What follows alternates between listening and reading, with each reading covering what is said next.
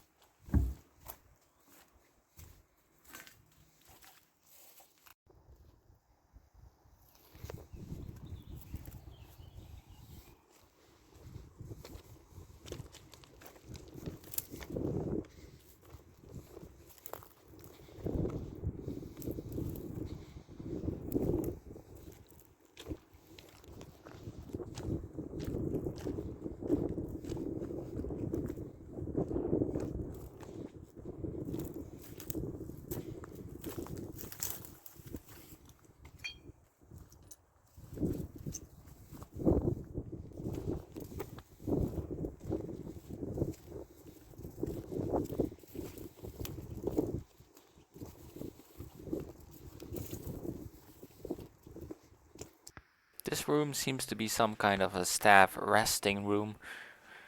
As you can see, there are a lot of small lockers, as it looks like they all have names. So it's quite a pretty cabinet, if you ask me. You can also see a TV in here. When I came here last time, there was actually still electricity on this place, so the TV actually was able, you could turn it on. There was only static there, but now the electricity has gone away. There's a lot more vandalism, because obviously it's fully abandoned. No one really comes here anymore. Most of the windows have been shut, but one was broken open, so I entered it. And now I am walking around in the main building. This building was a switch post, so here they would control all the tracks in the yard, but it also had a dressing room for the people who worked for the Belgian Railways to dress up for work, and a lot of resting rooms, some offices, well, and also once housed a museum, but more on that later.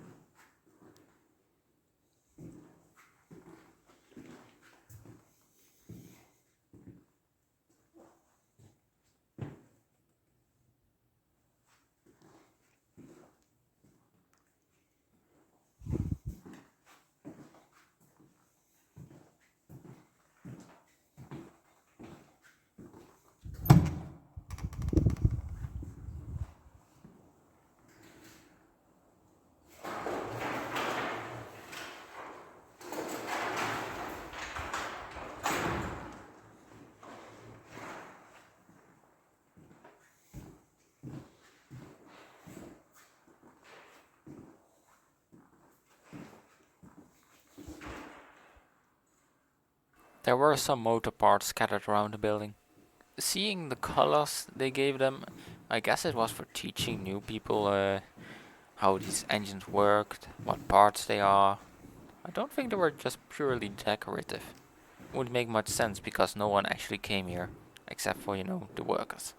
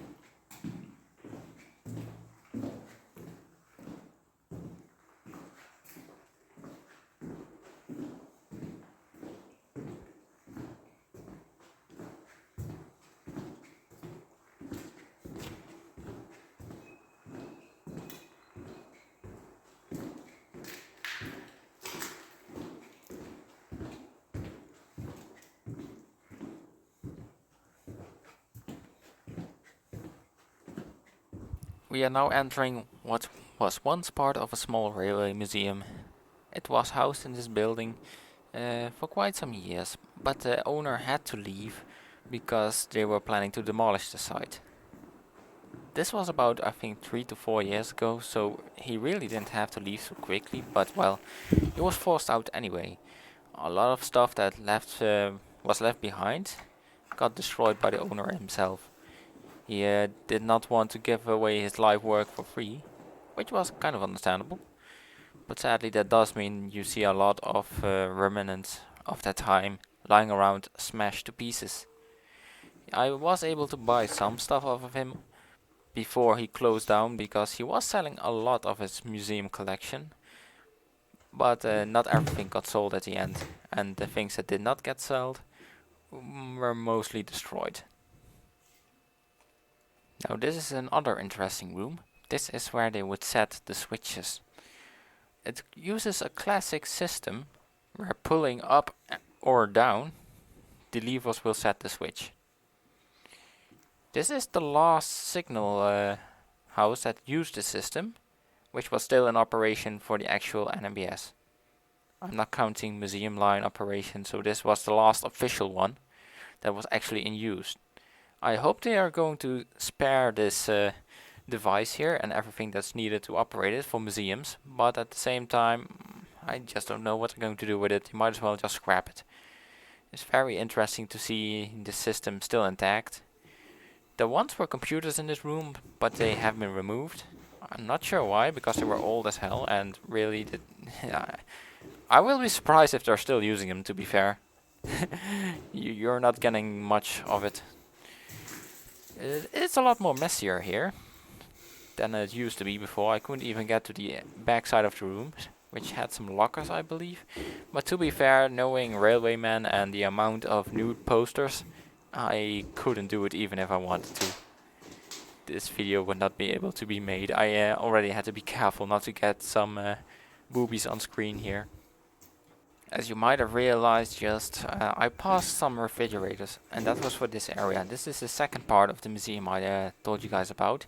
You could actually sit here on authentic train benches and take a drink or an eat. As you can see, there was also some paintings on the wall made for the museum. Once the place had to close down, the owner graffitied over them himself. So no, this isn't technically graffiti vandalism, he just pretty much sabotaged his own work. I assume to ensure that nobody else was going to copy it after the closing of the museum. Which is a real pity that he did it, but well, you can't really change much about it now anymore.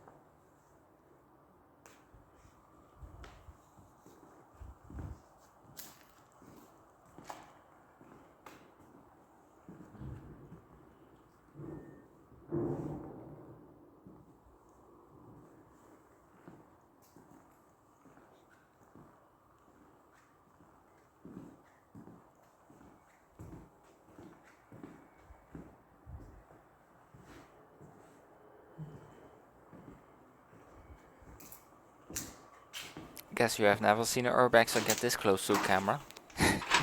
But it's not activated. As you might imagine, there is no electricity on this site anymore. These were the dressing rooms, used for all the personnel to get rest or save their belongings. I do remember there being a lot more lockers here, so I assume they have taken quite a lot to the new location and only left what was not needed anymore.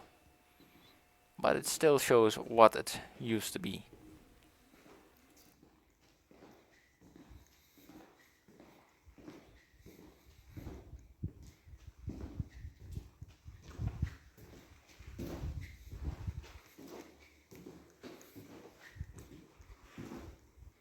Remember when I talked about the engine devices being colored, probably for educational use?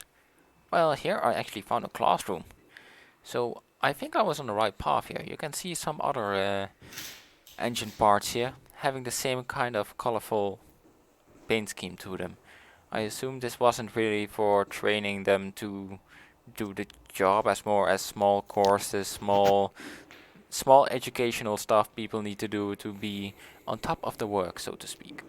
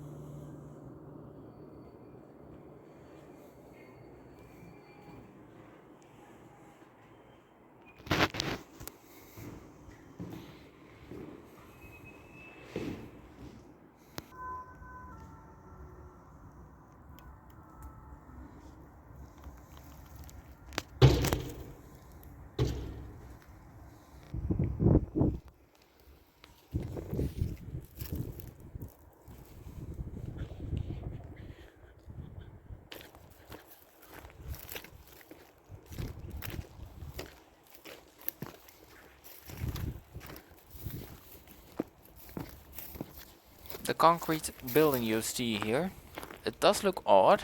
Uh, a long time ago, this was a watering and sanding tower for the steam trains.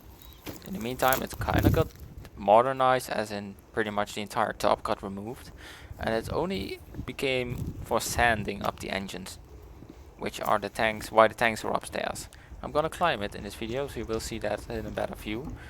But the sanding is used to get more grip on the tracks, because when it's raining, metal tracks become very slippery, and to ensure an engine can move on them properly with a load, they will drop down sand near the wheels, so that hopefully the metallic wheels will be able to catch some grip on the rails and actually be able to move the train.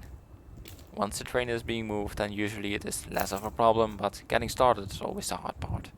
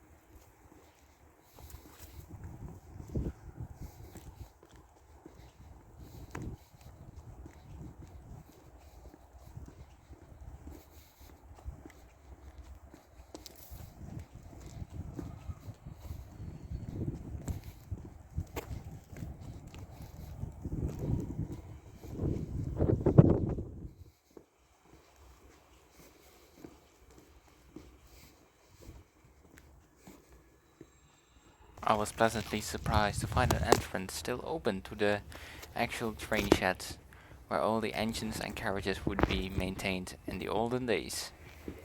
Having said that, the entrance wasn't that splendid to get through.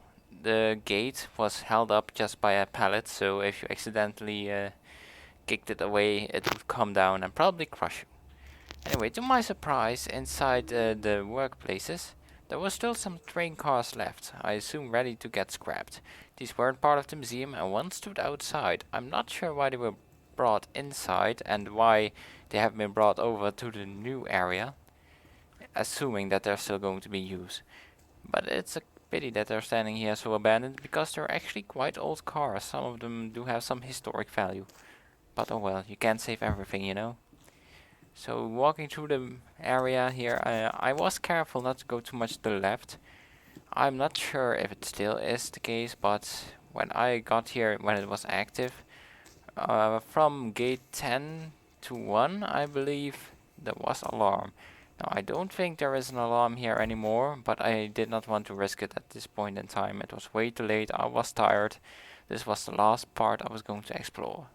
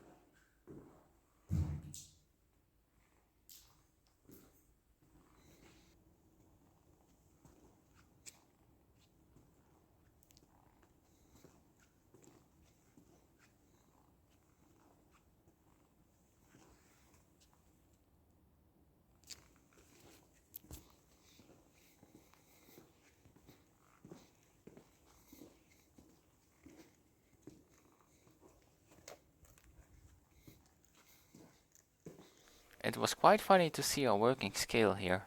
I actually used it to measure my weight. It was pretty accurate actually. I mean, yes, I was wearing clothes and heavy shoes, so that did kind of send it off. But it got quite close to how much I'm weighing quite right now at this point. I'm 62 and I believe there's around 65 it's trying to show. So it was pretty well on point. From here on out, however, I was slowly going to the exit. I had once again seen enough, I was tired, and I just wanted to go home. So before the end of this video, I would like to tell you guys, if you like this video, please like, comment and subscribe. I have some gaming videos on this channel, but don't worry, I will also do urbexing, so you can divide the two if you like one and don't like the other. I will do urbexing videos mainly during the summer and summer season and will try to get enough content for a few months. But that does mean as long as I can find enough locations.